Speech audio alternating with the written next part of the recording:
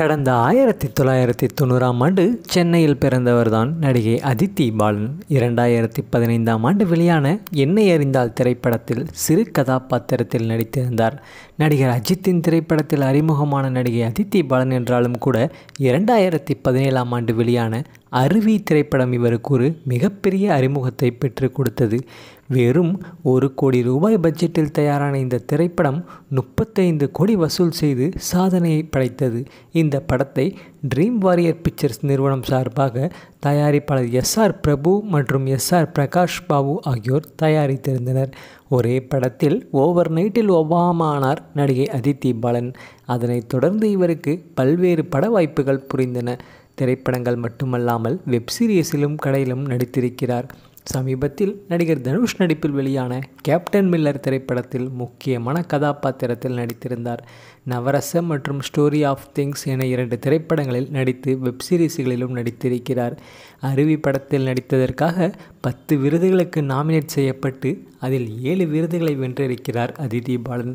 திரையில் தொடர்ந்து நடித்து வரும் இவ்வாறு சமீப காலமாக கவர்ச்சியான கதாபாத்திரங்களை ஏற்று நடிக்கவும் தயாராக இருக்கிறார் என்று தெரிகிறது.